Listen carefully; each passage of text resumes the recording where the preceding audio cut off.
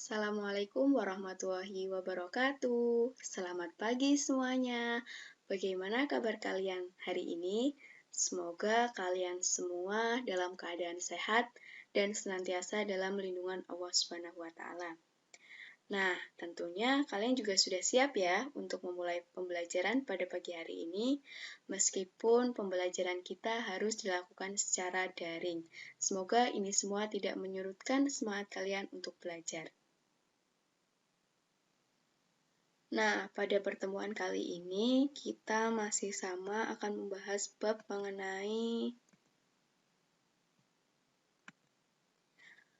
ukuran pemusatan dan penyebaran data berkelompok. Hanya saja kita akan lebih spesifik, yaitu membahas mengenai median dan modus data tunggal. Nah, untuk tujuan pembelajarannya sendiri, yang pertama yaitu siswa dapat menentukan dan menganalisis median dan modus data tunggal. Yang kedua, siswa dapat menyelesaikan permasalahan yang berkaitan dengan median dan modus data tunggal. Untuk manfaatnya, yang pertama yaitu menghitung indeks prestasi yang dicapai. Yang kedua, yaitu membantu dalam proses penelitian. Sebenarnya manfaatnya masih banyak sekali. Semoga kalian dengan mempelajari materi ini bisa mengetahui manfaat-manfaatnya terutama dalam kehidupan sehari-hari. Kalian jadi bisa menggali sendiri apa saja manfaatnya. Nah, untuk tendensi sentral sendiri itu ada min atau rataan hitung. Kemarin kita sudah belajar ya mengenai min rataan hitung, di mana rataan hitung atau min adalah rata-rata dari sekelompok data. Nah, selanjutnya ada median atau nilai tengah, dan juga ada modus atau nilai yang sering muncul. Nah, inilah yang akan kita pelajari lebih lanjut. Sudah siap ya kalian untuk belajar? Nah, di sini. Nah, tuh ada perkataan sudah siapkan untuk belajar. Jadi semoga kalian siap dan semoga pembelajaran ini selalu kalian nanti-nantikan. Nah, perhatikan dengan baik. Nah, di sini ada data ukuran sepatu dari 10 siswa kelas 12 MIPA 1 adalah sebagai berikut. 36, 39, 37, 41, 37, 38, 36, 39, 40, dan 37. Nah, dari data-data ini kira-kira apa yang bisa kita dapatkan? Nah, di situ ini soalnya sudah ditulis kembali yang tadi ya. Nah, di sini yang pertama tuliskan data yang telah diketahui. Di sini cari data yang telah diketahui. Nah, ada 10 orang. 10 orang ini bisa kita tuliskan sebagai banyaknya data atau N adalah 10. Nah, nomor sepatu ini kita bisa langsung tuliskan nomor sepatunya, ukurannya. Nah, ukurannya. Nah, setelah itu, setelah kita sudah mengetahui data yang telah diketahui, selanjutnya yaitu urutkan data secara berurutan. Nah, untuk ukuran sepatu di situ kan belum urut, maka harus kita urutkan terlebih dahulu. Di sini ada 36, maka tulis di sini 36. Nah, cari lagi apakah ada yang sama 36. Nah, di sini ada yang sama 36. Maka tulis lagi 36. Selanjutnya 36 sudah habis ya. Di sini ada data 37. Maka 37 ada yang sama di sini 2, maka tulis di sini lagi 1, 2. Nah, sama 37. Nah, 37 sudah tidak ada lagi yang sama, lanjut ke 38. Di sini ada 38. Dan kebetulan 38 ada 1, jadi hanya 1, lanjut ke 39. 39 ada 1, 2 ya. Di sini sudah ditulis 1, maka nambah lagi 1. Nah, selanjutnya ada lagi 41, terus yang terakhir di sini ada 41, tulis 41. Nah, di sini diurutkan secara berurutan itu dari nilai yang terkecil sampai yang terbesar. Nah, setelah datanya diurutkan, kita menghitung jumlah datanya, merupakan data genap atau ganjil.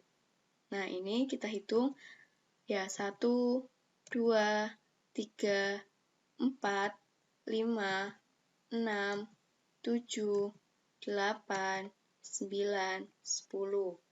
Nah, sudah diketahui bahwa datanya itu berjumlah 10, berarti merupakan data genap. Sebenarnya sudah diketahui ya di atas ini, cuman ini hanya untuk memperjelas. Jadi, sudah kita tentukan bahwa data tersebut merupakan data genap. Nah, selanjutnya ada yang keempat caranya yaitu jika data genap, maka dua nilai yang di tengah dijumlahkan dan dibagi dua. Ini jika nilainya genap. Nah, jika nilai atau jika datanya ganjil, langsung diambil nilai tengahnya. Nah, kebetulan data yang kita miliki ini itu genap ya. Maka kita ambil dua nilai di tengah. Kita hitung saja dari depan. Nah, 1, 2, 3, 4, 5. Lah, inilah nilai tengahnya dari depan ya. Nah, selanjutnya kita hitung juga dari belakang. 1, 2, 3, 4, 5. Nah, sudah ketemu dua nilai. Ini sudah ketemu dua nilai ya. Dua nilai dijumlahkan dan dibagi dua. Nah, menurut aturannya, maka diperoleh seperti ini. ME atau median sama dengan 37 plus 38 dibagi 2, maka hasilnya adalah 37. Jadi, diperoleh nilai medianya adalah 37,5. Nah, inilah nilai medianya. Selanjutnya, dari data yang sama ya, ini ukuran sepatu dari 10 siswa kelas 12 MIPA 1. Ini datanya masih sama ya, 36, 39, 37, 41, 37, 38, 36, 39, 40, dan 37. Nah, dari data ini tadi kita sudah bisa memperoleh median. Nah, selanjutnya, ini dari data yang telah kita ketahui itu diurutkan lagi, diurutkannya seperti tadi dari yang terkecil sampai yang terbesar. Nah, di sini terkecilnya aja 36 dan terbesarnya ada 41. Nah, di sini kita bisa 36. 36 di sini kita hitung muncul berapa kali? 1, 2. Maka kita tulis di sini 36 muncul sebanyak 2 kali. Selanjutnya 37, di sini 37, 1, 2, 3. Nah, setelah dihitung, bahwa 37 itu muncul sebanyak 3 kali. Selanjutnya ada 38, di sini hanya 1, maka kita tuliskan 1 kali. Nah, 39, di sini ada 1, 2, maka kita tuliskan bahwa 39 muncul sebanyak 2 kali.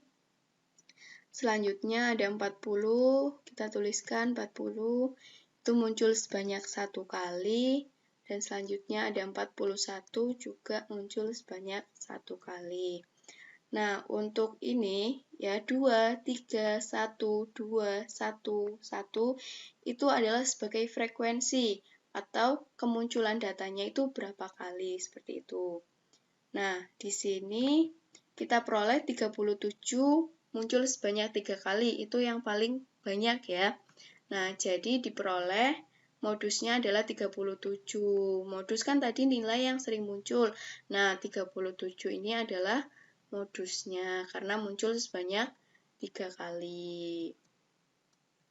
Nah, jadi di sini dapat kita simpulkan mengenai median dan modus, bahwa median adalah nilai tengah suatu data setelah disusun berurutan mulai dari yang terkecil sampai yang terbesar. Nah, selanjutnya kita memperoleh modus adalah datum yang sering muncul atau datum dengan frekuensi terbesar. Nah, datum di sini adalah data ya, data yang ada itu yang sering muncul dengan frekuensi terbesar. Nah, untuk menentukan median pada data tunggal, tadi kita sudah belajar, ini secara ringkasnya, yaitu yang pertama, mengurutkan data dari yang terkecil hingga yang terbesar. Ini jalan ke sini. Yang kedua, yaitu menentukan jumlah data. genap atau ganjilnya. Dan di sini yang ketiga, itu adalah jika data genap, maka dua nilai di tengah dijumlahkan dan dibagi dua. Dan selanjutnya yang keempat di sini, jika data ganjil langsung diambil nilai tengahnya. Dengan cara itu maka kita akan memperoleh mediannya. Semoga mudah dipahami ya. Nah, lanjut. Untuk median itu yang tadi itu untuk data yang mudah kita hitung. Nah, gimana kalau datanya itu meskipun data tunggal tapi jumlahnya lumayan banyak, maka kita bisa menentukannya seperti ini. Untuk jumlah data ganjil, median sama dengan X ke ya, ini berarti N plus 1 dibagi 2. Nah, untuk jumlah data genap, itu mediannya adalah setengah dari X ke N dibagi 2 plus X ke N dibagi 2 plus 1. Jadi ini nanti kalau misalnya datanya sulit untuk meskipun data tunggal tapi jumlahnya terlalu banyak. Nah, untuk modus sendiri itu seperti ini, ada tidak memiliki modus, unimodus, bimodus, dan multimodus. Nah, tidak memiliki modus itu berarti memang dari data tidak ada modus sama sekali, dan sedangkan untuk unimodus adalah, nah dari data memiliki satu modus, jadi data tersebut ada hanya satu nilai yang munculnya dengan frekuensi tertentu. Nah, bimodus adalah itu ada dua modus, jadi di mana ada dua nilai yang muncul dengan frekuensi yang sama, itu namanya bimodus. Dan ada multimodus, yaitu ada data di mana muncul dengan frekuensi yang sama itu lebih dari dua datanya, itu dinamakan multimodus. Contoh ya, 10 siswa dijadikan sebagai sampel dan dihitung tinggi badannya. Hasil pengukuran tinggi badan siswa tersebut dinyatakan dalam data sebagai berikut, yaitu 172, 167, 180, 171, 169, 160, 175, 173, 170, dan 165. Di sini kita diminta yang pertama yaitu menghitung mediannya, dan yang B itu adalah modusnya. Nah, langsung ke pembahasannya ya. Mula-mula data tersebut harus kita urutkan. Nah, setelah diurutkan, ini dia datanya. Dengan data terendahnya itu 160 dan tingginya itu adalah 180. Nah, di sini sudah diurutkan. Nah, setelah tadi kita urutkan, kita harus mengetahui datanya genap atau ganjil. Kita hitung 1, 2, 3, 4, 5, 6, 7, 8, 9, 10. 10 berarti jumlah datanya adalah genap. Jika kita menggunakan rumus yang ada, formula yang ada, maka ini dia formulanya. Median sama dengan setengah kali X ke N dibagi 2 plus X ke N dibagi 2 plus 1. Nah, langsung saja N-nya tadi kita udah ketemu bahwa 10 ya. Nah, median sama dengan setengah kali X ke 10 dibagi 2 plus X ke 10 dibagi 2 plus 1. Nah, diperoleh di sini adalah median sama dengan setengah X ke 5 plus X ke 6. Nah, di mana X ke 5 itu? Ini dia, kita hitung aja, 160 itu berarti X ke 1. Di sini adalah 165 X 2. 167 adalah X ke 3. 169 adalah X ke 4. 170 adalah X ke 5. Dan 171 adalah X ke 6. Nah, berarti ini ya, 170 dan 171. Nah, setelah itu, kita langsung saja, nih, median sama dengan setengah, nilainya tadi kan X ke 5 adalah 170 dan X ke 6 ada 171. Jadi, median sama dengan setengah kali 170 plus 171, sehingga diperoleh 170,5. Jadi, mediannya adalah 170,5. Bisa dipahami ya semuanya.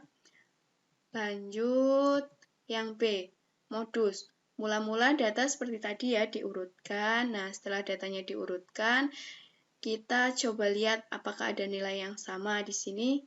160, 165, 167, 169, 170, 171, 172, 173, 175, dan 180. Jadi di sini tidak ada data yang memiliki frekuensi sama. Jadi di sini frekuensinya sama ya, satu, tidak ada yang lebih banyak itu ya. Ini sama semua satu, maka dari data yang telah diurutkan terlihat jelas bahwa datanya sama. Jadi pada permasalahan ini tidak memiliki modus. Nah, itulah pembelajaran kita pada pagi hari ini. Jika ada yang ditanyakan, bisa melalui WhatsApp group atau Google Classroom. Nah, terima kasih. Untuk kalian semua tetap jaga kesehatan karena kesehatan itu penting ya pada masa pandemi seperti ini.